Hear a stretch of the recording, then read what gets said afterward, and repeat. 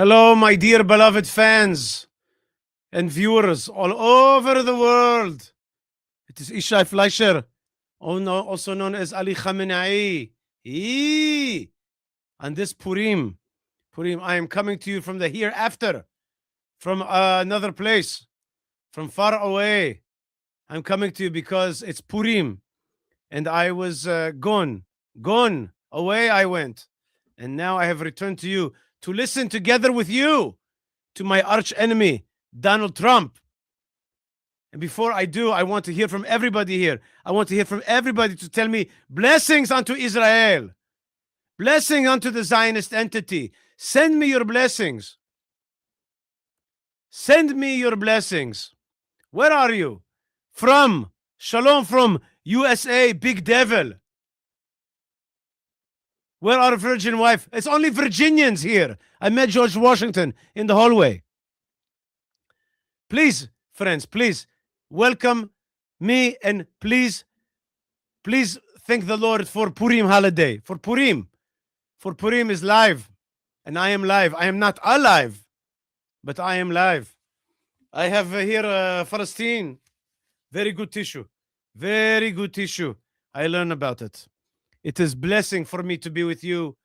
Allah ma'ak, may God bless you. May God bless you and keep you forever. He did not keep me forever, I'll tell you that much. I went into a meeting, boom, I am gone. Shalom, everybody. Yishai Fleischer here. It is Purim, and I am your supreme leader. I mean it. All right, we're going to be here together. Shalom to Romania. Shalom to the folks all over the world. Thank you very much for your blessings. And we do want to cover a little bit of what's happening in the war. The war is live. The war will be televised here at Yishai Fleischer TV. I want to thank Yo for being a producer with me and joining me. And I'm getting a lot of people saying not nice things like, you fool. I am fool. I am alive. I want to hear from somebody who knows more about Persia than I do. I want to hear from somebody who's a world expert in understanding the Muslim world and the Arab world. He has been a great enemy for the jihad. A great enemy he has been for the jihad. His name is Mordechai Kedar. Dr. Mordechai Kedar served for 25 years as lieutenant colonel in Israeli military intelligence. He's a Middle East channel analyst for Channel 14. He's going there right after our show, and he's the VP of Newsreel, and he too knows what it is to celebrate Purim and understands this great moment. Dr. Mordechai Kedar, shalom and welcome. Happy Purim, Yishai. Allah ma'ak. God be with you. Alhamdulillah Rabbil Alameen. Praise Allah. As you can see, Ali Khamenei has come back from the dead. Right. He's come back, and he's still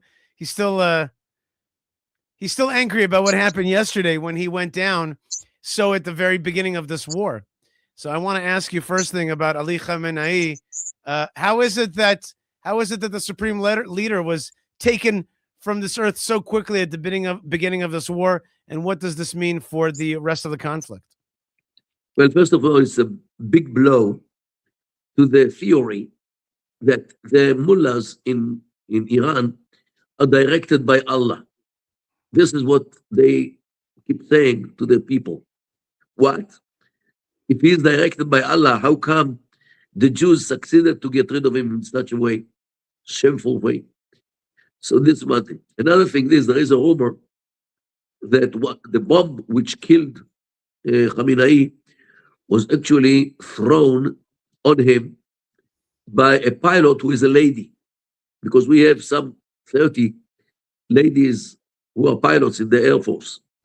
And there is a saying that if a man is being killed by a woman, he will not go to the paradise, and he will not enjoy the goodies of paradise.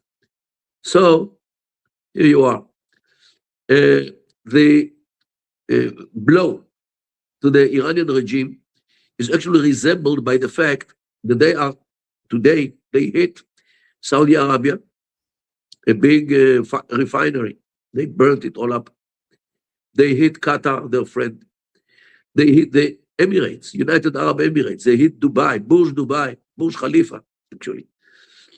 And matter of fact, they sent many more drones to the United Arab Emirates compared to the number of drones which they sent to Israel. Wow. Yes, unbelievable, but this is what happened. I hear that the UAE is actually not very well prepared at all for this conflict. They don't have bomb shelters. They're putting people in the basements of hotels and parking garages. That they don't have a early warning system. That they're really not ready for this thing. They thought that they are immune by the fact that they have money which can pay for everyone who thinks to hurt them. So they will give him money, so he will not. This is, by the way, Qatar thinks the same way. They also attacked Bahrain and Kuwait, and of course Saudi Arabia. Wait. You said that Qatar is Iran's friend, right? They're both jihadis. What happened there? Yes, but don't forget that Qatar hosts one of the biggest air bases of the Americans in the Middle East, with the Udaid, near Doha. And they thought that it's okay. They thought that if they attack the Qatar, their friends with Qatar, Saudi Arabia, they all will run to the United States of America to demand to stop the war. Uh-huh.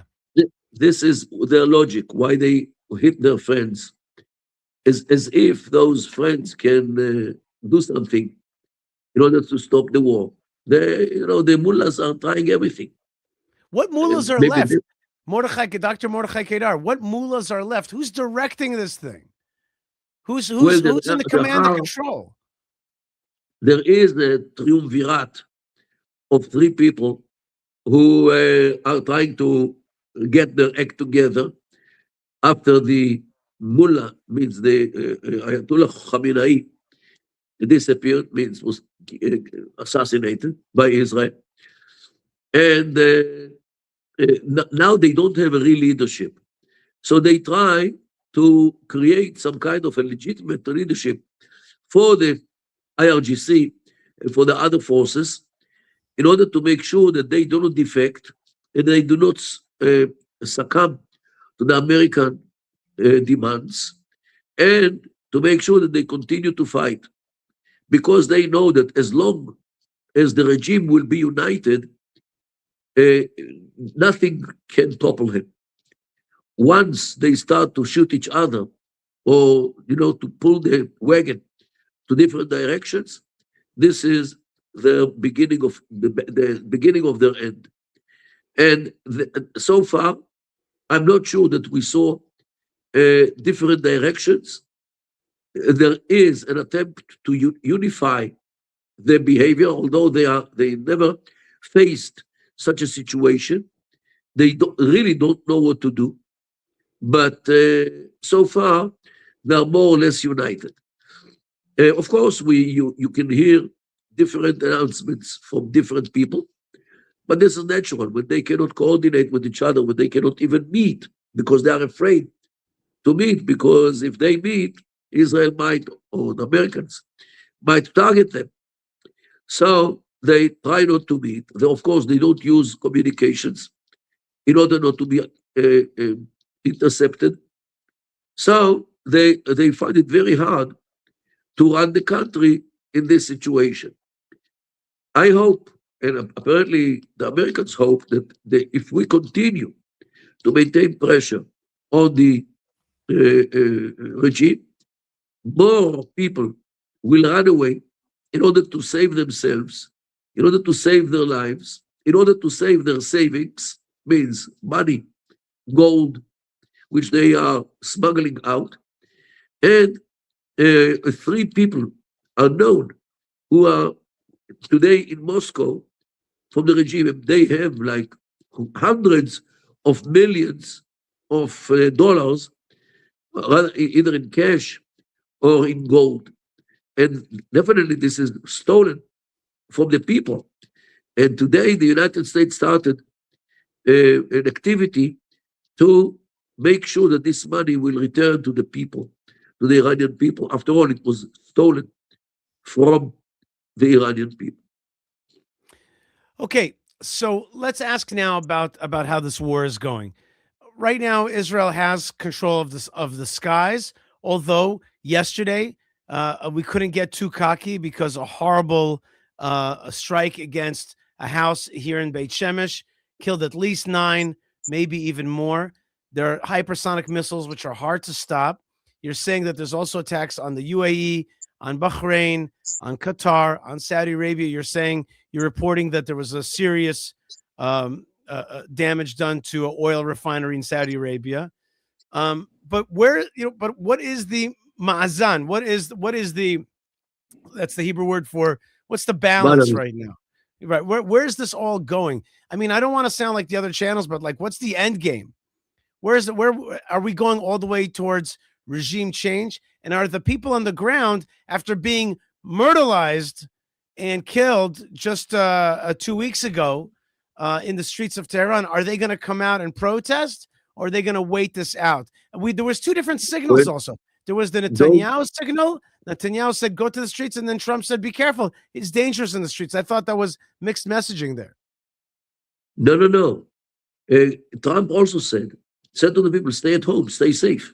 Uh-huh. Don't rush in the streets yet, because we have not yet finished the job which we took upon themselves to weaken the regime by targeting and destroying regime symbols like the Basij, like the IRGC, all its bases, all its headquarters.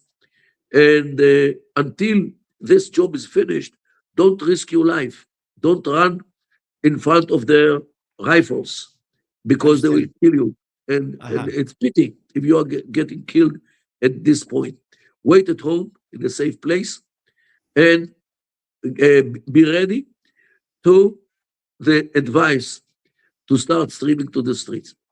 I think that the people in Iran have also their indications about the weakness of the regime, and they are also waiting for the right moment to stream to the streets and to do something.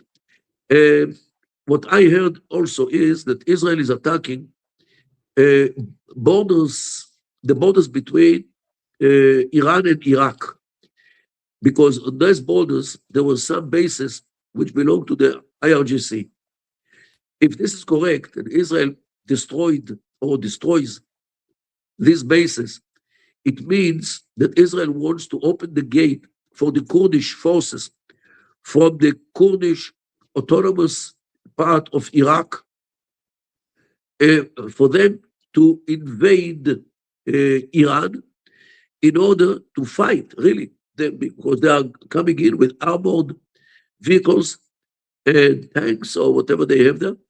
And this is a very important force on the ground which can work against the Iranian regime. So this is a little bit like the Syrian revolution, or the Syrian overturn, the regime change that basically was based on the same kind of thing. There was a force waiting in the wings, although it was controlled by Erdogan and it was Sunni terrorist types, but still they were able to swoop down the minute the regime was weak, come in and make regime change. So you're saying here the American Israeli allies are bombing bases that are stopping the Kurds from coming into Iran. Once those bases are gone and there's free passage, the Kurds are going to come from autonomous Kurdistan into Iran and also be a force that helps regime change happen, right? At least fragmentation of the state and establishing an autonomous area for the Kurds in the northwest part of Iran. This is the goal of the Kurdish forces, if at all. But this definitely will direct a real hit to the regime, because the state starts to be fragmented along ethnic lines, something which I'm talking about for years already. And this is what I expect to happen, that the Iranian state will be fragmented along ethnic lines. So you don't expect the outcome of this conflict to be one united Iran, and we made that mistake in Iraq, didn't we? Like thinking that this fragmented country can remain after its dictator is gone. You're saying no, it's not gonna. It's gonna be many little Irans, Baluchi and other things. I looked up, by the way, Baluchi, trying to learn more about it. I've never heard the Baluchi language. I don't know what these people do, but they are significant members of they're a significant Iranian minority. So you're saying you don't expect a united Iran at the end of this? No, I don't expect, because when people smell freedom, they want full freedom. They don't want to live under the yoke of the Persians. Yishai, let us hope that the Yemei Purim of this year will definitely remind us of the redemption which our forefathers smelled and witnessed in Shushan, Habira, the capital of Persia, those years, Bayamim Hahem Ubazman Hazeh. Thank you so much. In our time. Thank you very much, Dr. Kedar. You're the best. Enjoy Channel 14 and success over there. And inshallah, we'll see beautiful times ahead with less dictators and more freedoms for more peoples in this region with a stronger, bigger Israel. Amen. Toda rabba. Thank you so much for being with us, Dr. Kedar. I appreciate his time very much. And for all of you who are asking, why is it that I am dressed this way? It is Purim here in Israel. It is Purim. And this, before I had these, you could see a little bit, the makeup is left. I had these big X's on my eyes, but I didn't think it would look good for YouTube. But basically, I am dressed as Ali Khamenei. By the way, he never used his right hand because it was what's it called? Mishutak. What's the English name? It wasn't working because of a assassination attempt in 81. So he used his left hand. Allahu Akbar. You know, I'm going to do something very un-Muslim right now, but something very Purim. A wee bit of the old wine. A little bit of a blessing. That's right. It's not very Muslim of me right now. It's not very Muslim. That's right. See, somebody here totally gets it. No, see, here it is. Yishai Tola. Yishai Tola. Yishai Tola. Allahu Akbar. Allahu Akbar. I will now have a little wine on the Ramadan. Ramadan Kareem. Oh, this is some of the Israel's. This is Zionist wine from the Elah Valley. This is where King David slew Goliath. The Yishai Tola is now going to have a little L'chaim. That's right. And I want to say hi to my brother and one of our teammates, Yona. Thank you, Yona. L'chaim to you, my brother. The one and only Yishai Tola blesses the one and only Yona Tola as well. I'm sending you my blessings, my brother. Cheers to you. There is a job opening. I think there is. L'chaim, L'chaim, everybody. Happy Purim. So too shall we see the fall of all our enemies. Inshallah. God bless you. Baruch atah Adonai Eloheinu melech haolam boreh pri hagafen.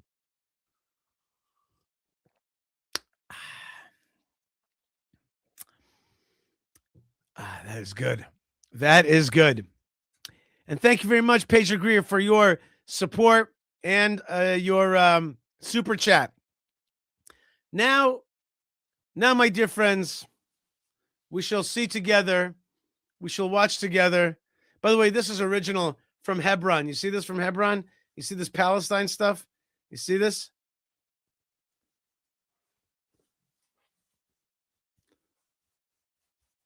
I rub my back with Palestine. Ain't gonna happen. Ain't gonna happen. We all know that Khamenei was not a fan of President Trump, and President Trump was not a fan of Khamenei. President Trump spoke just this evening, and he talked about the strike against Khamenei. He talked about the war in Iran, and he's also talking to all those Americans who might believe the lies of the Tucker and the Candaces and all those haters. Let's watch President Trump together right now as he spoke just this evening. And I feel especially prepared to listen to this in my channeling ex-Khamenei. Yishai Tola is here to listen to President Trump. Let's do it. And thank everybody for being here, and please feel free to sit. Thank you, President Trump. I will sit now that I'm gone.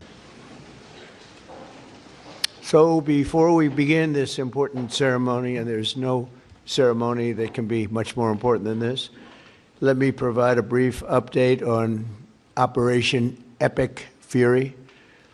Like, once you call an Operation Epic Fury, you got to go all the way. You can't play around. Once you got like Epic Fury going, and once you have like Khamenei already knocked out, so then you got to go all the way. Cheers to Epic Fury. Hashem's, God's, Allah's Epic Fury. Today, the United States military continues to carry out large-scale combat operations in Iran to eliminate the grave threats posed to America by this terrible terrorist regime. Following our obliteration of Iran's nuclear program in Operation Midnight Hammer a short while ago, we warned Iran not to make any attempt to rebuild at a different location because they were unable to use the ones that we so powerfully blew up. But they ignored those warnings and refused to cease their pursuit of nuclear weapons. In addition, the regime's conventional ballistic missile program was growing rapidly and dramatically, and this posed a very clear, colossal threat to America and our forces stationed overseas. The regime already had missiles capable of hitting Europe and our bases, both local and overseas, and would soon have had missiles capable of reaching our beautiful America. The purpose of this fast-growing missile program was to shield their nuclear weapon development and make it extraordinarily difficult for anyone to stop them from making these highly forbidden by us nuclear weapons. We were the ones that were complaining. We were the ones that wanted it stopped. But everybody... This guy Khamenei wanted to have a nuke so that he could nuke the world. We have a Jewish law that you're not supposed to look at the face of an evil person. And one of the explanations is when you look at the face of an evil person, you might actually believe that they're not so evil because they look normal. This guy Khamenei, he wanted to destroy the world. He would have been happy to die along that way. Thankfully, we got him before he could destroy the world. He wanted a nuclear weapon. President Trump, Prime Minister Netanyahu was trying to stop him, but he wouldn't listen, even when there was overwhelming force. And so Baruch Hashem, and I can't tell you how joyous I am at the fact that, here, look, somebody wrote this. I saw the picture of Khamenei's corpse. The king now sleeps forever. His moon god did not protect him. Khamenei was evil. Here, somebody writes Ayatollah Fleischer. I think somebody wrote before I liked Yishai Tola. That's right. Did I convert to Islam? No, it's Purim. It's Purim, and we bring back the ghost of Khamenei past. Khamenei, the Ayatollah Khamenei, is gone, and we remember him with this outfit today. God bless you, and burn in hell. No, Yishai did not convert to Islam. I did convert today to Purim mode, okay? Let's keep going with President Trump. He was behind us. They just didn't have the courage to say so. An Iranian regime armed with long-range missiles and nuclear weapons would be an intolerable threat to the Middle East, but also to the American people. Our country itself would be under threat, and it was very nearly under threat. I was very proud to have knocked out the Iran nuclear deal by President Barack Hussein Obama. You know what? I didn't realize this, but now that I'm hearing this, it makes perfect sense. One, he knocked back the nuclear deal under Obama. That was their first strike. Second strike was the 12-day war in the summer. Third strike was to take it all the way. And I know on good information that I can't reveal to you the source, but I know on good information that the Israelis were shocked that the Iranians were still meeting all their top brass in a relatively unprotected space because they didn't think that we would do it. They thought that Allah was protecting them. They didn't know that Hashem was getting rid of them. And they didn't understand. They didn't take President Trump and Prime Minister Netanyahu's and the God Almighty's resolve to get rid of evil in this world. They didn't believe it. And now they believe it. Now that they're gone, they believe it. Okay? And Bezrat Hashem, it's going to go all the way to the destruction of that regime, to the destruction of the IRGC altogether. And, you know, I hope good days will come to Iran, but certainly the days of evil control are over. That was a horrible, horrible, dangerous document. They would have had nuclear weapons 3 years ago, and they would have used them. But I'll not let that happen. For almost 47 years, this regime has been attacking the United States and killing Americans. Every time you see someone with missing arms and legs or a face that's been absolutely shattered violently, it was almost certainly caused by an Iran roadside bomb. They were put there by General Soleimani, who was the father of the roadside bomb. Very proudly, he thought, but I terminated him in my first term. This was our last best chance to strike what we're doing right now and eliminate the intolerable threats posed by this sick and sinister regime. And they are indeed sick. And thank you, President Trump, for being on the side of good and not on the side of evil. There are many in America who want to be on the side of evil. If it's Ayatollah Tucker, okay, or if it's the Grand Mufti Candace, okay, who are on the side of the jihad, and you, President Trump, are a gift to this world. You got rid, and I see now how Qasem Soleimani, the end of the nuclear deal with Iran, the 12-day war, and now this, and you got rid of this guy, Ali Khamenei. You got rid of him, Baruch Hashem, because you're a force of good in this world. You're a force, again, you're pushing back on evil. And I know that you have a lot. Oh, extreme close-up on the dictator. Extreme close-up on the dictator.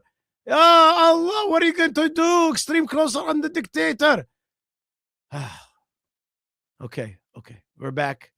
I still want to praise you, President Trump, for all the good that you've done. And I know that you have your political rationales. I know that you have your issues.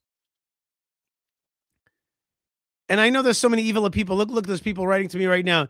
You're trash. You don't have the American people's interest. Quick lying, you shameless turd. How dare you speak to the supreme leader this way? But in any case, here's a guy who's ripping me because I don't have America's interests at heart. I have the world's interests at heart. Getting rid of jihadism is for the good of this world, and especially for the good of those Iranian people and the good of all the people that have been murdered and would be murdered if we allowed this regime to remain. Thank you, President Trump. I want to honor you. You're giving honor and medals of honor to somebody else. You deserve a medal of honor for what you did and that you were part of getting rid of evil in this world. And of course, Prime Minister Netanyahu, and you know, this is an Israel channel, and we talk about Israel. And here's Jerome, who says Israel will fight. Israel will fight. Israel will win, inshallah. And that's exactly what we're seeing. And so, you know, I'm behind Prime Minister Netanyahu and a strong Israel, but I can't but stop and honor President Trump for what he did in this and many other things. And sinister. Our objectives are clear. First, we're destroying Iran's missile capabilities, and you see that happening on an hourly basis, and their capacity to produce brand new ones, and pretty good ones they make. Second, we're annihilating their navy. We've knocked out already 10 ships. They're at the bottom of the sea. Third, we're ensuring that the world's #1 sponsor of terror can never obtain a nuclear weapon, never going to have a nuclear weapon. I said that from the beginning. They're never going to have a nuclear weapon. They were on the road to getting one legitimately through a deal that was signed foolishly by our country. And finally, we're ensuring that the Iranian regime cannot continue to arm, fund, and direct terrorist armies outside of their borders. And we thought we had a deal, but then they backed out. And they came back, and we thought we had a deal, and they backed out. I said, you can't deal with these people.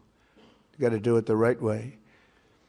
Today, we grieve for the 4 heroic American service members who have been killed in action and send our love and support to their families. In their memory, we continue this mission with ferocious, unyielding resolve to crush the threat this terrorist regime poses to the American people, and a threat indeed it is. We have the strongest and most powerful, by far, military in the world, and we will easily prevail. We're already substantially ahead of our time projections, but whatever the time is, it's okay. Whatever it takes, we will always, and we have right from the beginning, we projected 4 to 5 weeks, but we have capability to go far longer than that. We'll do it. Whatever somebody said today, they said, oh, well, if the president wants to do it really quickly. After that, he'll get bored. I don't get bored. There's nothing boring about this. Do you agree with that, Pete? I don't think there's anything, Mr. General. I think there's nothing boring about it. Somebody actually said from the media, I think he'll get bored after about a week or two. No, we don't get bored. I never get bored. If I got bored, I wouldn't be standing here right now, I guarantee you that, to go through what I had to go through. We also projected 4 weeks to terminate the military leadership, and as you know, that was done in about an hour, so we're ahead of schedule there by a lot. But please join me in thanking every American service member who bravely is standing in harm's way. They really are incredible, and I just want to thank you. We have a lot of them right here. Thank you very much. Thank you.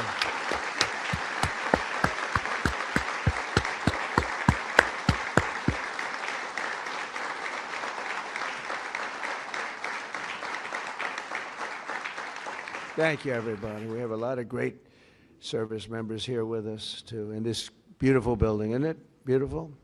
We're adding on to the building a little bit. We're improving the building. See that nice drape? When that comes down, right now you see a very, very deep hole.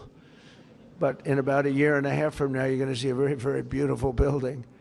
All right. Again, President Trump backing Israel, destroying jihadism in this region. And there was a comment up there that I liked very much about the fact that the Iranian regime was really killing its own. And that has to come. That's right. Slaughtered thousands, maybe tens of thousands of Iranians in the street. Here, somebody wrote, "Hitchapasta lemuslim mishashotei yain bepurim." You got dressed up as a Muslim who drinks wine on Purim, and of course during Ramadan as well. That's right. The Ayatollah is gone. May he rest in pieces, indeed. And I think that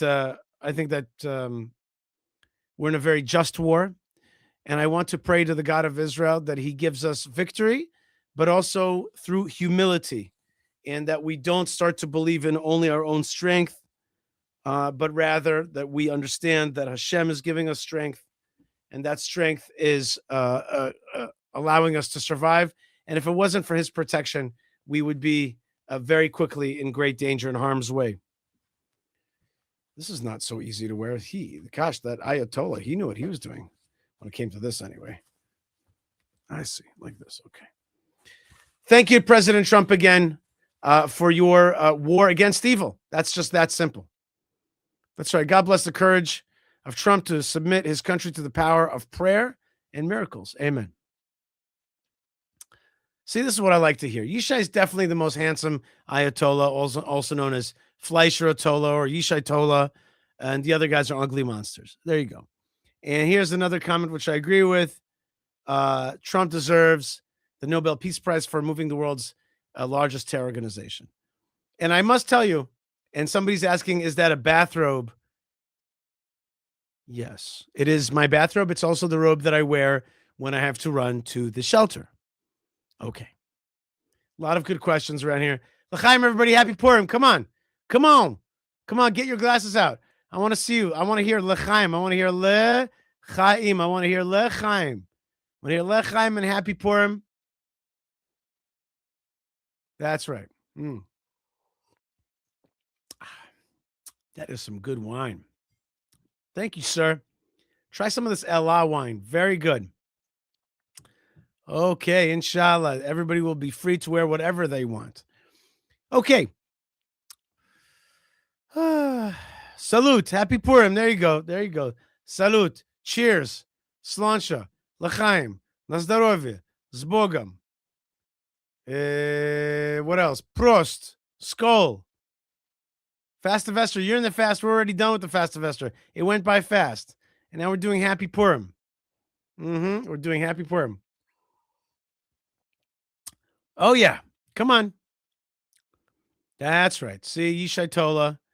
That's right. That's right. The Yishai Tola is here for you. The Ayatollah is no longer here. But the Yishai Tola is here for you to bless you with a good life and a free Iran. I want to fix all those sins that I did by subjecting my people to evil and using my people's money for global terrorism. It's time. Hey, look, Robert says, if you come to Florida, I'll take you to Mar-a-Lago. Thank you, Robert. I might just take you up on that. I've been to Mar-a-Lago twice, but I am always happy to go. Of course, I'm supreme leader. I'm supreme leader of consciousness and understanding. Now, you know what? There's only one supreme leader, and that is Allah, God Almighty. He is the supreme leader. That's right. Okay, let's get to the next video. I want to cover a few more things with you today. First thing, we watched President Trump together. Should I pour some more wine? What do you say? What do you say? I pour a little bit more wine. Should I pour? Should I pour? You know what we say in Russian? I want everybody to hear this. We have to say in Russian. Pay, dad. Oh, Prost from the Netherlands. Sláinte. Cheers. Prost. Come on. You know we say in Russian? We say pay, da, dna.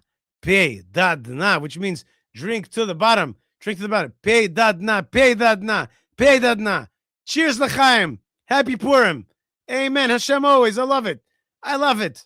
Pay, da, dna. Cheers, l'chaim. Allah. Allahu Akbar. I feel it. I'm feeling it. I'm feeling it. Cheers, everybody. Go ahead, ugly boy. Get that brandy and enjoy it. Absolutely. Okay, that's right. We say bottoms up. That's right. Pay dadna. Look at this wine. It's like the blood of my enemies. Sorry, I meant to say it's like the blood of my enemies.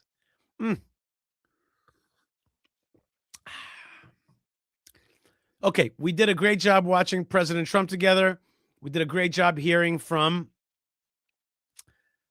We did a great job hearing from President Trump. Let's just for a second peek into the Israeli news. I want to see what they're talking about.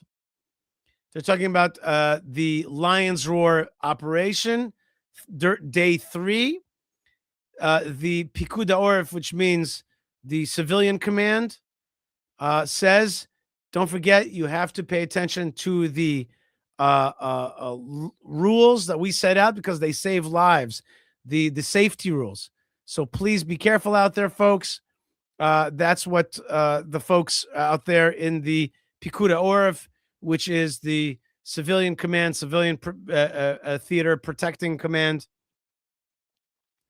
And so they're telling us to continue to stay close, meaning to say, don't think that this thing is over. Never underestimate the enemy until they're completely vanquished. I have Drambuie. Somebody says I have Drambuie. I have Drambuie. I have Drambuie at home. I could ask my kid to bring it, but tonight's about wine. Tonight's about wine. In any case, somebody here gifted me 5 Yishai Fleischer memberships. Thank you very much. And don't forget that you can super chat. And if you want to help us defeat the power of the almighty algorithm, then you have to like, comment, subscribe, and help us get out there over the hump of the algorithm. Don't be freaked out. Ayatollah, what Yishai Tola is with you to protect you and is not against you. Do not be afraid. Do not be afraid. Okay, I'm wishing all of you guys l'chaim. Come on, cheers, everybody. Cheers, Slancha. What is this guy wearing? I am the supreme leader. I'm a Ayatollah Khamenei on Purim. It's so simple. Okay. Let's go to, we heard from President Trump. Let's go to Prime Minister Netanyahu. I want to start this properly. Here we go. All right, folks, day 3 of the war. It is Purim here in Israel. We heard from President Trump, who talked about the rationale behind starting this war.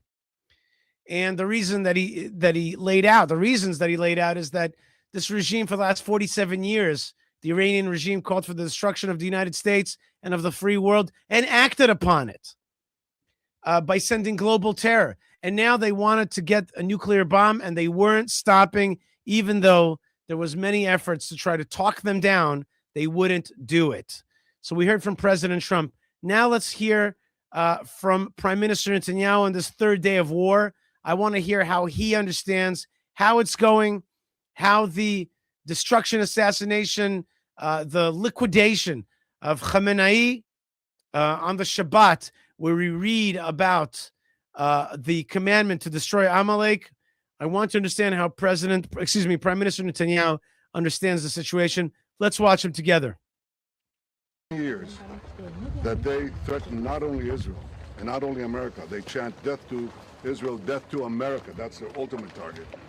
But I said that they would also target those in between, that they would target you. Just to explain, Prime Minister Netanyahu went to the site of a strike against Israel, a hit on a house and a safe room that had children in it, and that we have reported at least 9 Jewish Israeli children dead. And there he is standing at the ruins, and he's asked a question in English, and he answers in English. So let's watch that again. I just want you to understand. There he is, Israeli Prime Minister Netanyahu tours attack site and sees the place where Jewish children died at the hands of those who would like to see so many more Jewish children dying. Let's watch Prime Minister Netanyahu again. I've said for many years that they threaten not only Israel and not only America. They chant death to Israel, death to America. That's their ultimate target. But I said that they would also target those in between, that they would target Europe. They did. And if this regime, this terrorist regime of the kind we've never seen in the world, if they get nuclear weapons and the means to deliver them, ballistic missiles, intercontinental ballistic missiles, they will threaten all of humanity. So we set out to protect ourselves, but in so doing, we protect many others. And I want to say special thanks to our great friend and a great leader of the world, Donald Trump, for joining us in this crucial effort to save the world. Powerful and simple words. I want to hear those words again, those last few words. I want to hear those last few words. In this crucial effort to save the world. A crucial effort to save the world. That is what this war is about. It's a crucial effort to save the world. And I want to thank Prime Minister Netanyahu for talking about the dangers of Iran for the last 25 years and today having the ability to strike at it. Amazing. And I remember when I was a kid in the 90s that Israel under Shamir was told by President Bush 1 to sit out the Gulf War. And we had to sit here quietly just getting weapons lobbed at us, the Scud missiles. And now we're leading the war with the United States together. An amazing change in 30 years. An amazing change in 30 years. Thank you, Prime Minister Netanyahu. Thank you for visiting that site as well. Not a simple thing to deal with, the death of children. But that is what Khamenei, you know, and this guy Ahmadinejad, that guy has a lot of syllables in his name. Ahmadinejad.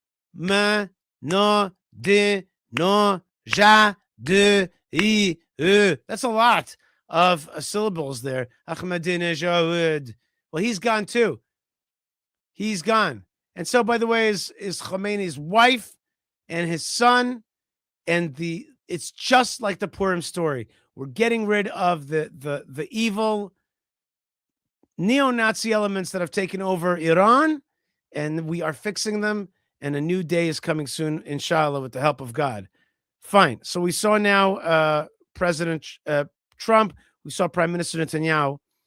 Let's watch a video from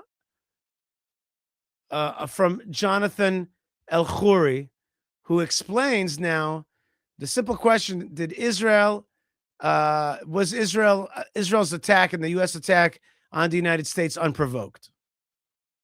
First, unprovoked, they say. Unprovoked? For 40 years, a regime chants death to Israel. Yeah?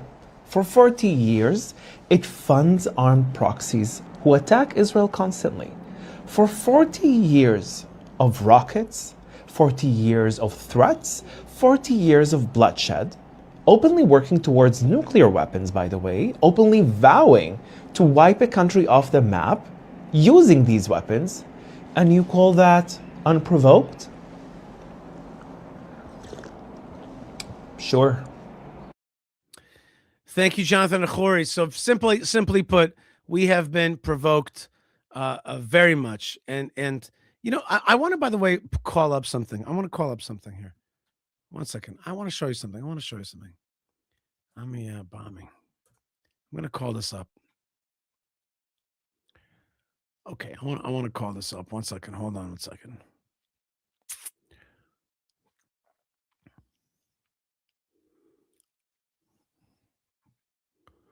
I want to call up this. Do you see this? Hold on. Okay. I'm going to read this to you. The AMIA, Asociación Mutual Israelita Argentina, right? The Argentine Israelite Mutual Association, the Jewish Community Center in Buenos Aires, was bombed on July 18th, 1994. It was executed as a suicide attack. A bomb-laden van was driven into the AMIA building and detonated, killing 85 people. It's the deadliest terror attack in Argentine history. And at the time, there was a lot of Jews living in Argentina. I'm skipping down here.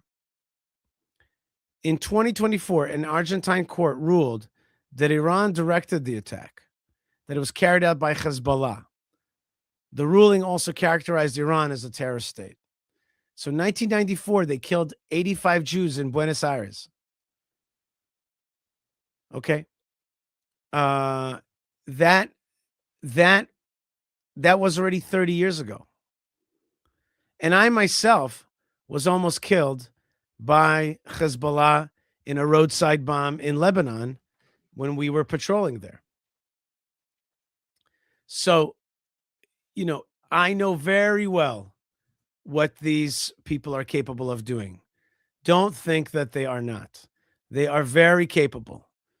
I want to thank Dina for sending a super chat saying, Baruch Hashem, praying for Israel and her leaders to be united and for my countrymen to be protected and our eyes to be open to the one true God. Thank you very much, Dina. Thank you very much. And thank you very much to DHAK, who writes, Allahu Akbar, Allahu Akbar, Allahu Akbar. Today, that goes here on the Yishai Fleischer Show. Not a problem. 100%. 100%. Okay. Let's watch one more video today. This is an amazing video that was created about the U.S.-Israel attack on Iran from the inside. Let's check it out together. U.S. and Israel launch a preemptive strike against Iran. Well, they used a devastating tactic called time on target. With 2 aircraft carriers and a fleet of destroyers, they calculated the exact math so Israeli jets and U.S. cruise missiles hit their marks at the exact same second. Israel's main goal is assassinating Khamenei and the top leadership, while the U.S. pounded military targets and other high-value industry. But why did Iranian air defenses fail to activate? Because the U.S. fights with a different kind of technology using electronic warfare from space, sea, and air. They completely blinded the Iranian radar just as destroyers launched a swarm of cruise missiles to wipe out the anti-air systems. But wait, the war is still not over. Iran still has thousands of ballistic missiles and drones, so they hit American and Middle East allied bases, and right now, almost everyone is an open target. On February 28, 2026, the United States and Israel launched a major coordinated military offensive against Iran. Israeli officials have called their offensive Operation Roar the Lion, while the U.S. operation has been referred to as Operation Epic Fury. The message behind the Israel and U.S. strike was clear. This wasn't just a show of force. This was a targeted move to assassinate the supreme leader of Iran. As stated, this wasn't just a random military strike. The ultimate target was the supreme leader's own compound. Missiles dialed in on highly sensitive areas. We're talking specifically around University Street, the Jamhuri district, and near Pastor Street. If you know the layout of Tehran, you know exactly what this means. This zone isn't just another neighborhood. It is the absolute nerve center of the Iranian government. It houses the primary, day-to-day offices of Ayatollah Ali Khamenei. But here's the catch. The IDF says they got him. An Iranian military says Khamenei was not inside his offices when the missiles actually made an impact. The strike may have leveled the compound, but the target slipped away. And right now, the entire region is holding its breath waiting to see what happens next. But reports says Israel says Khamenei's body has been found and he is confirmed dead. Listen, that first wave? It didn't hold back, not even a little. We're talking about a perfectly synchronized, overwhelming assault. The entire goal was to blind and cripple the regime all at once. First, they hit Karaj, just completely ripping through their critical industrial and aerospace hubs.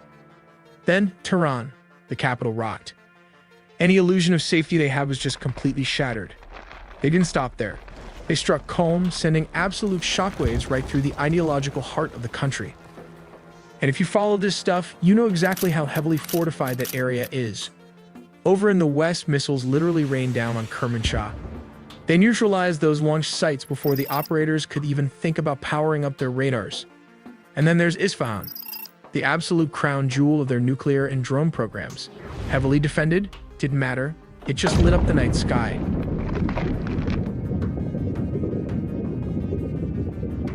But how did the US and Israel actually pull off a preemptive strike on Iran? First of all, look at this map.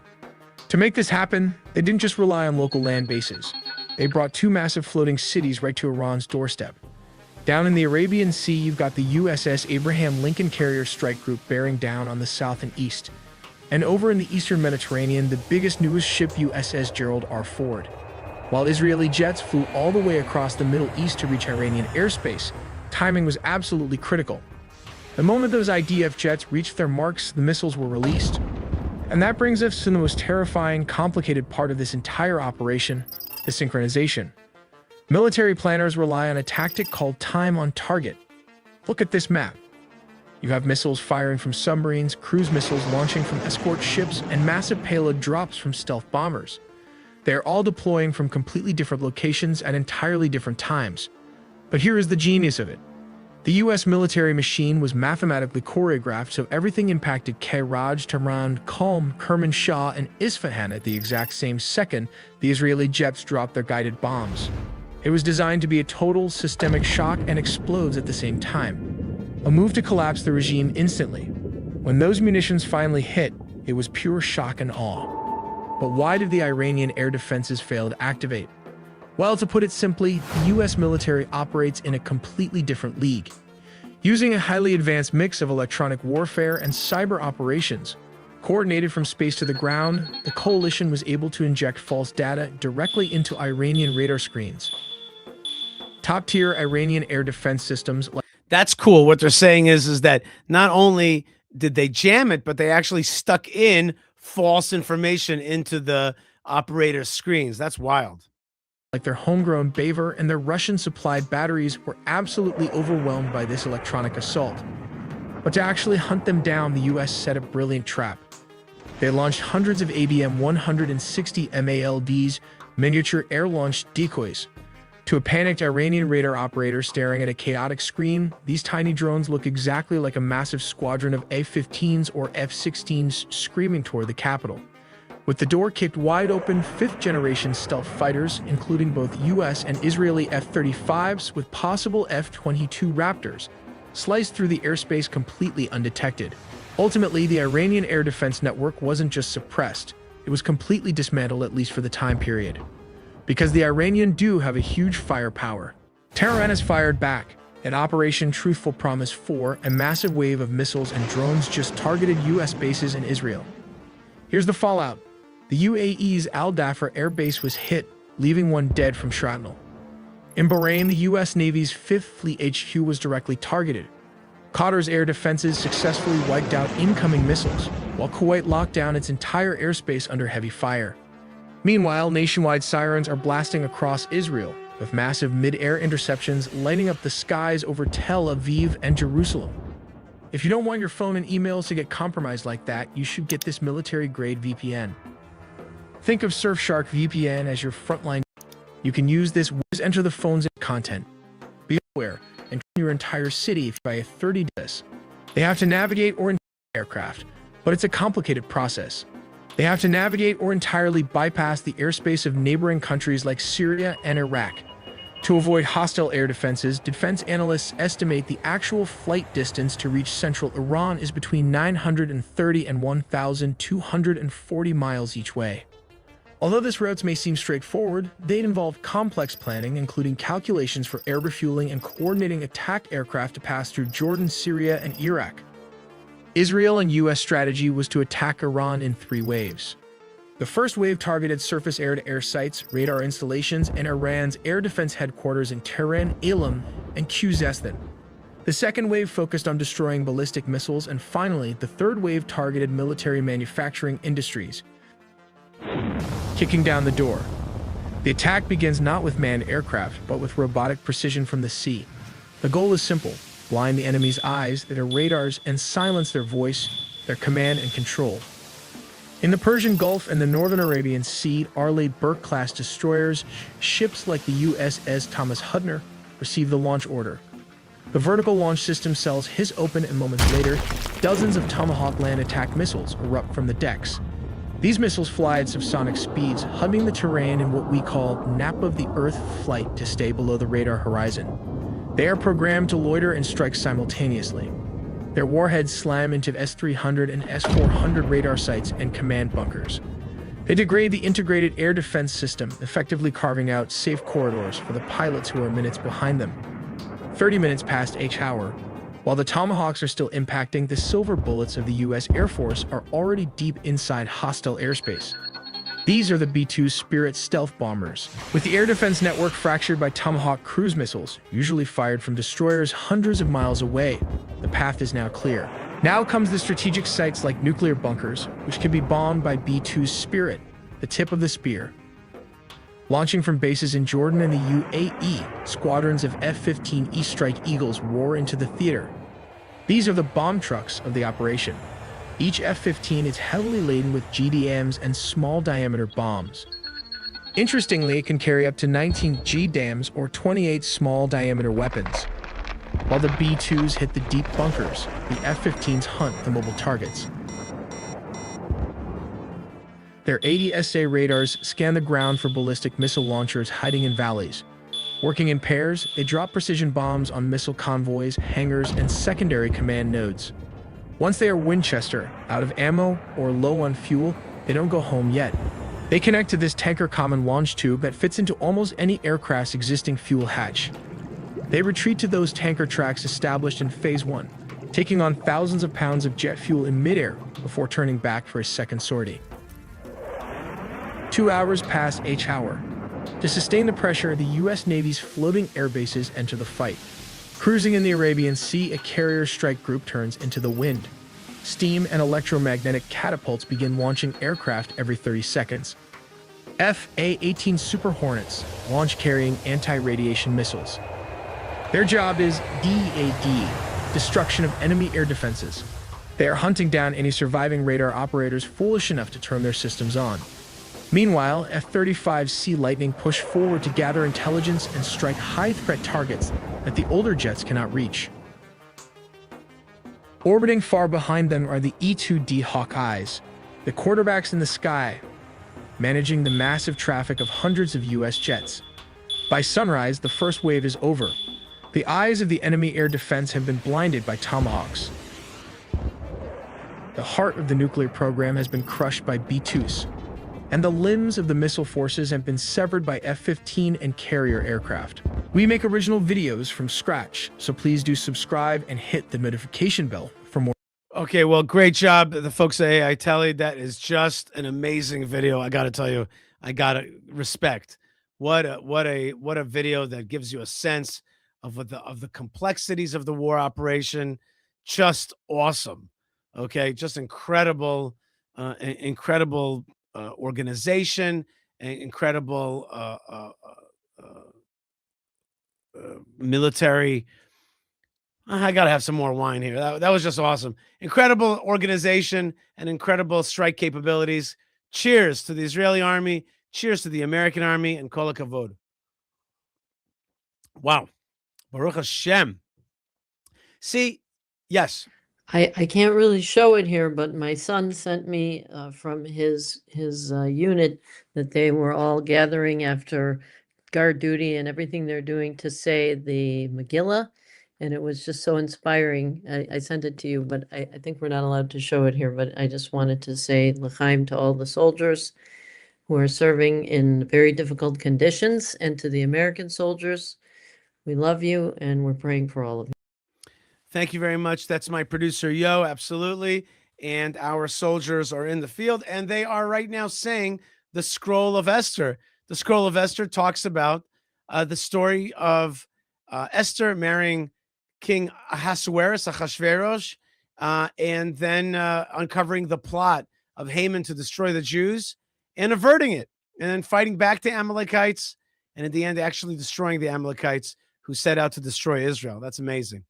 Thank you very much about that for that reminder, Yo, about our soldiers out there.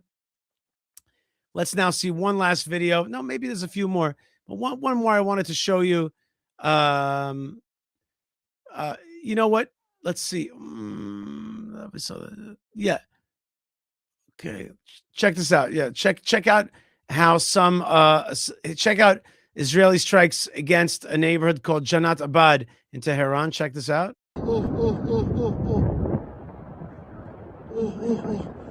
مرزارانی وای وای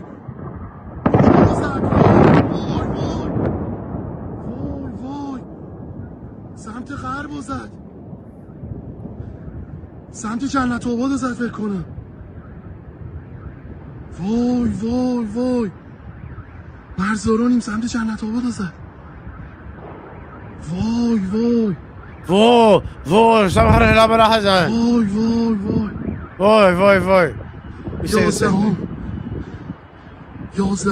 Okay, we got that one. Good. Okay. Let's see what else we got in the video file. We also have here's an Iranian attack on Bahrain. Check this out. Look at that. Look at that thing go. Look at that thing go. That's in Bahrain. People don't even know what to do, and this huge skyscraper is on fire. That's not fun. All right, so the people are definitely getting hit over there. And maybe just one more. Here's a Hezbollah drone striking at Israel.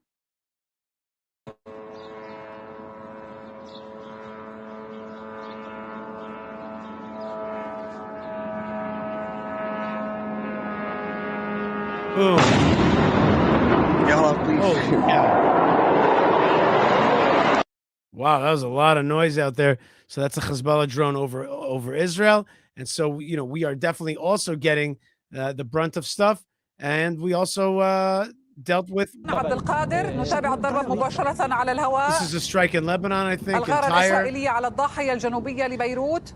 Right, in Beirut. So you understand, folks, that the war is also in Bahrain, and it's in Dubai, and it's in Lebanon, and it's in certainly in Israel, and it's in Jordan is part of it, and Saudi Arabia is part of it. And you could see this is a big war. This is a big war, and we really have to pray. And we can't get cocky right now. Can't get cocky. One more video I wanted to show you today, and that is Chase Hughes on the story that the media is not telling you about Iran and what Iran was and what it could be. Check this out. About Iran. If you think Iran has always looked like this, I want you to pause for a second, because that belief didn't come from history. It came from just a bunch of repetition. There are people that are alive right now who grew up in Iran wearing jeans, listening to Western music, going to universities, falling in love openly, and then they watched their entire country just snap into something unrecognizable. And I think the part that most people miss is that Iran didn't evolve into this. It was taken. I've done several deployments across the Middle East, and you don't survive that without learning one critical distinction that I think all the headlines just completely erase, and the difference between a people and the system that cages the people. That's a big distinction I want to make right here, and this applies to all countries. But what you're seeing right now, the protests in Iran, the crackdowns, the silence when all the internet went dark the other day, that looks like chaos. That is memory colliding with fear, and I want to prove it to you. And once you understand how that collision happens, I think you're going to realize Iran is not an exception. Iran is a preview for the rest of the world. So what we're going to talk about is not a big story about religion. It's not even a story specifically about Iran. This is a story about how any modern educated civilization gets psychologically hijacked without realizing it until it's way too late. And by the end of this, you're going to see exactly where the takeover happened and the three paths that Iran is likely to take here in the next few months.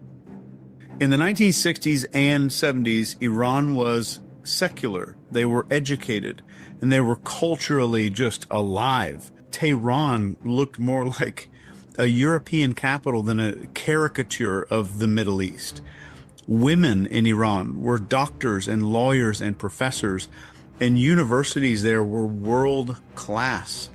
So art and music and science were all just thriving in Iran. This was not a primitive society that was just waiting for someone to modernize them. They were already modern. And that detail matters a lot because it destroys a very convenient myth to the media. This idea that Iran's current state, where they're at right now, is some natural expression of Iran's culture. It is not. So what happened to Iran wasn't some cultural evolution. It was complete takeover, like an interruption. So first, the Shah, this is Mohammad Reza Shah, ruled with a lot of Western countries backing him, lots of oil money, and he got increasingly authoritarian, and corruption started growing, as it always does, even here in our country. All the dissent was crushed, and people started getting very, very resentful over time. And into that little pressure, and maybe in that void, this guy steps up that most people outside Iran still don't fully understand. And this is Ayatollah Khamenei. He is a cleric who's living in exile, and he didn't sell himself to everybody as some tyrant, but he wore this costume of being a liberator. So the revolution that happened in 1979 was not sold as religious extremism. It was sold as a moral cleansing. We need to morally cleanse the country. We need more justice. We need independence. It was sold as independence. And that was the first big psychological trap. And this is how civilizations get hijacked. All these revolutions that you see, it's not overthrowing power. What's really being shifted is who is allowed to use violence. That's the only thing that shifts. If you look back at this, who is allowed to use violence? That's every revolution. So once the Shah fell, the Islamic Republic didn't emerge overnight. It consolidated, and it was a slow, pretty methodical process. And the biggest leverage that they had was belief. They didn't use religion as a weapon. They used fear. So it was fear being used here, not religion. And it was a fear of, I'm going to be outcast. I'm going to be looked down on or judged. I'm going to be labeled immoral. I'm going to be on the wrong side of history. I'm going to be alone. I'm going to be lonely. So all these little new public rituals became compliance tests. And then speech became dangerous. Silence was a new way to just survive what was going on. So once belief becomes mandatory, truth becomes a liability. And that's the quote that you can write down for all psyops. If belief becomes mandatory, truth is a liability. So the Iran-Iraq war hardened everything like crazy. All kinds of sanctions came after this. The economy strained, surveillance got just ridiculously normalized. And informants, like people just telling on their neighbors, that just became ordinary. So an entire generation grew up knowing exactly what not to say, how to stay silent. And another grew up knowing nothing else. And here's a part that I think most people outside miss. This system that we're talking about in Iran didn't survive because all the people believed in the system. It survived because people learned how to live inside it, and they just treated it like it was a normal way, and suffering became just this thing that we go through in life. And that works until it doesn't, and you can see this in every country. So what happens is authoritarian systems don't collapse when people rebel against them. They collapse when their version of a story stops working on the people. So look at right now. There's people on the streets, they're fighting, they're rioting, there's all kinds of violence going on. Look very closely at who is protesting today. They're not extremists. They're students. They're professionals. They're descendants of an educated class. A lot of these people grew up hearing stories of a very different Iran. And this is through their parents, through photo albums. If you look at pictures of Iran in the 1970s, the 1960s, it is going to blow your mind. The memories that are just kind of smuggled through time, filtering their way into the kids. So these protests, these people aren't asking for something new. They're asking for something that was stolen from them. And that is a massive distinction. And it's very important because if you have a population that remembers itself, suppression becomes extremely hard. And I'm going to say that again. When a population remembers itself, suppression becomes extremely hard. So now if you layer in the modern PSYOPs battlefield, we have internet shutdowns, narrative fragmentation, foreign news amplification. We have this information scarcity from Tehran. When communication disappears, control increases, but confusion goes through the roof. And confusion is very useful for people like this because PSYOPs don't usually create movements. Think about this. PSYOPs is not designed to manufacture movements. It's made to hijack movements that are already in progress. It's a lot easier that way. So you don't need to invent anger when it already exists. You just need to redirect it, to fracture it in another direction. And that's what makes this moment right now very dangerous and so unpredictable. So Iran is under pressure from every direction at one time. They have economic collapse that they're facing. They're facing generational defiance, massive elite corruption, a lot of global scrutiny. They've got to obviously have a shitload of oil. Pressure does not guarantee change, but pressure always reveals the cracks every time. That's why I talk so much about paying attention to pressure. And this brings us to what actually matters right now. And this is what's going to matter to our lives here in the Western world. It's not what's happening right now that's important. It's what's going to happen next. And I think there are three paths that might happen here. Path number one is the Iron Fist. And it's the most familiar. The regime survives by hardening up. More repression, more surveillance, more arrests, more of these internet blackouts. So fear replaces legitimacy completely. It's just a rule by fear and it's worse than a dictatorship. So these people are complying because of the cost of dissent. So Iran doesn't change outwardly. It becomes probably, I would say, more brittle inwardly. And this path can last years, but it guarantees that it's going to rupture again in the future. So path number two is a fracture from within. And this one's a little bit quieter. and it's probably more realistic than people want to admit. So this is where the system splits. The elites start negotiating survival. All these reformist people and super hardline people quietly realign with each other, and you'll start seeing controlled reforms appearing, and it's just because they're super necessary. So it's an internal triage that the country kind of does on its own or with some help. But history shows this path very often emerges when insiders fear losing everything more than they fear change. So the country shifts, but slowly, probably carefully, and incompletely. And path number 3 is the break point. This is a rare path, but I think it's very possible, but it's also the most dangerous. This is where the psychological barrier collapses. So enough people start believing in the system, including all these parts of the security apparatus, and the monopoly on violence starts to fracture. That is when regimes fall really fast. And it's not because the protesters out there are super brave and badass. It's because the enforcement, the people doing the enforcing on the protesters, stop believing. This is the path that leads to chaos or rebirth, or maybe both. And nobody ever controls how it ends. The real takeaway here is Iran isn't just a warning about religion.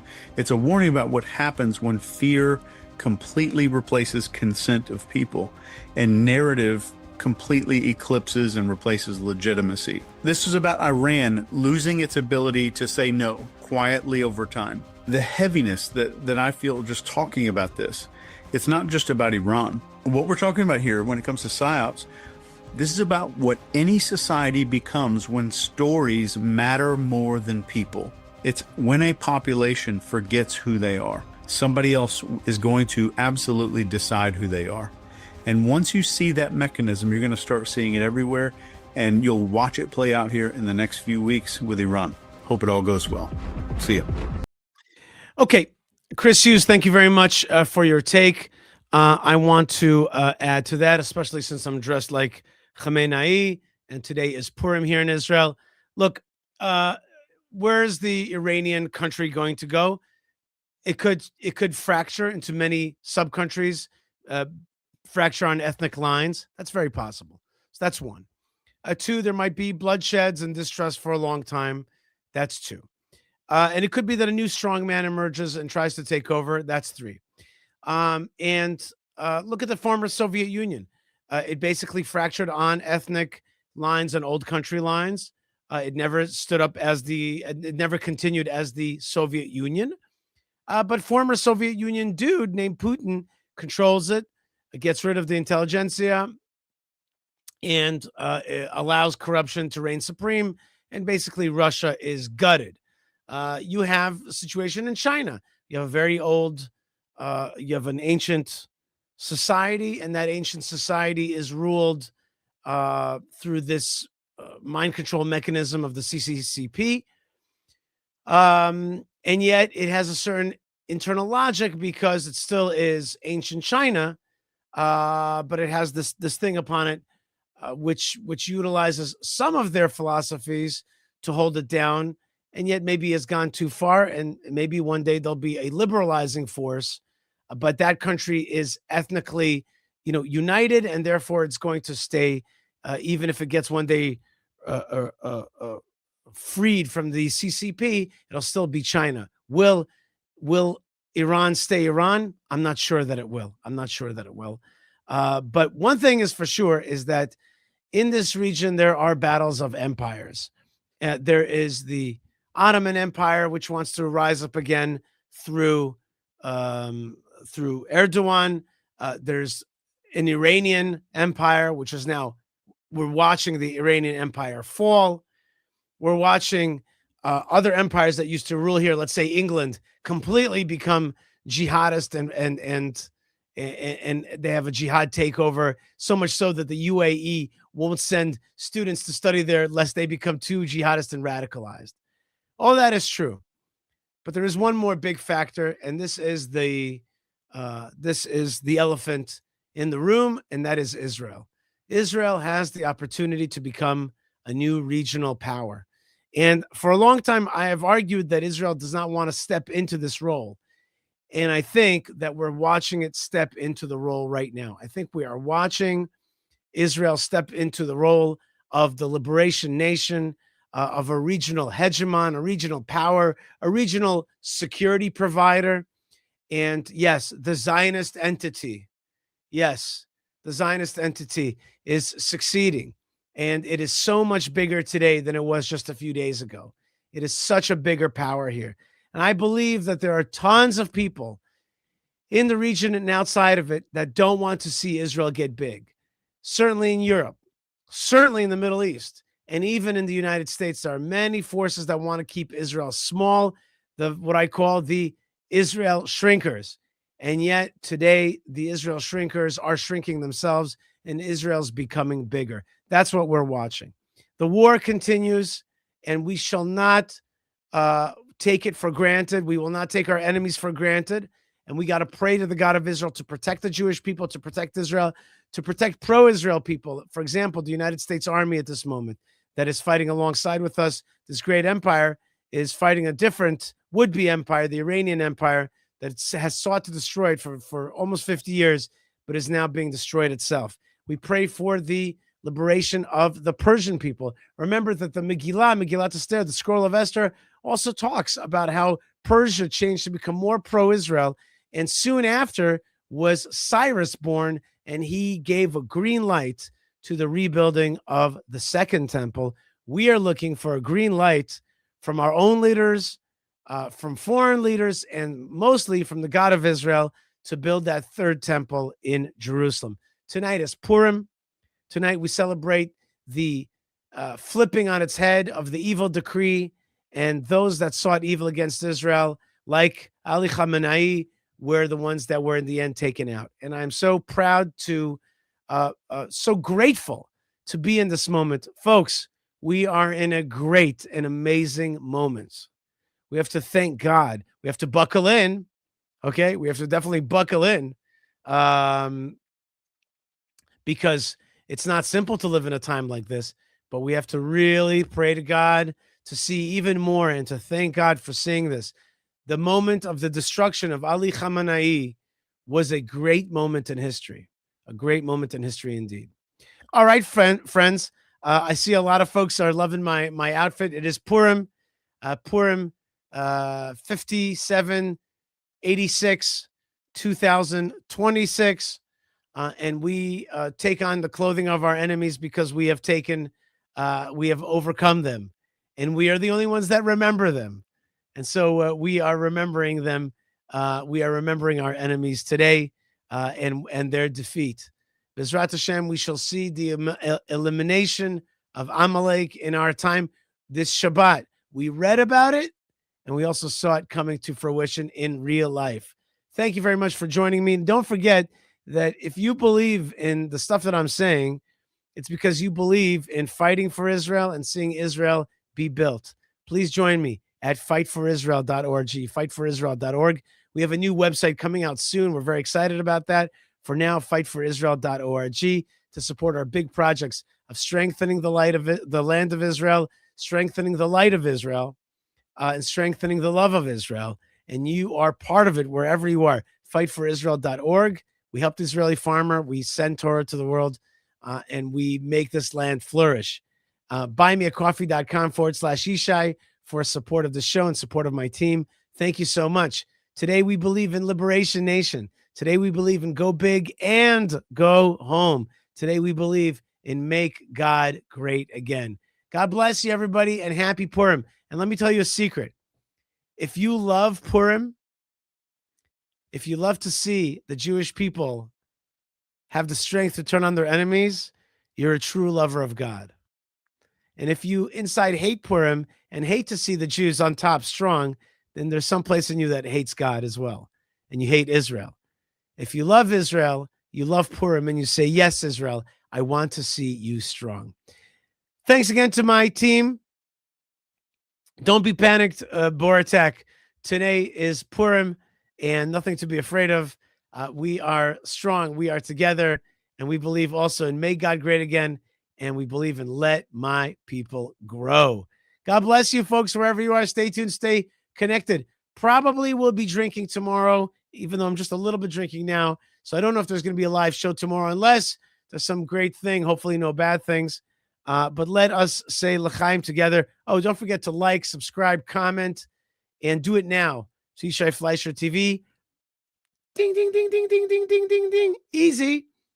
Okay? And with that, I also want to wish you a L'chaim. Come on, everybody. Let's say L'chaim together. L'chaim. L'chaim, God bless to life, to the strength of Israel, to the God of Israel, to the Torah of Israel, to the lovers of Israel all around the world. I bless you, lovers of Israel. I bless you. I pray for you in the nations. I thank you. I bless you. I bless all of you, whatever kind you are, wherever you are. I know that you're part of this thing. This is something great. This is God's revelation. So happy Purim, you all. Thank you, Yona. Thank you, Yo. God bless you wherever you are. Lots of love, lots of strength from the land of blessings, from the land of strength, from the lands of the living. God bless you wherever you are. And shalom. Happy Purim, everybody. Oh, that is some good wine. Before I sign off, I'm going to pour just a little bit more. I feel like hanging out with you for just another more. Yeah, let's see all those blessings. Go ahead, Yo. Stick them all up. I want to see those blessings. Yeah, that's right. Yes. From all over the world. L'chaim, bro. Wait, where was that guy from Miami? Yo, man. L'chaim to you. Ellie, God bless you. Thank you so much. Blessings I see from Chile. We're taking a Chile around here. All right, folks. I'm going to get back to the family. Be strong out there wherever you are. Thanks again, and shalom.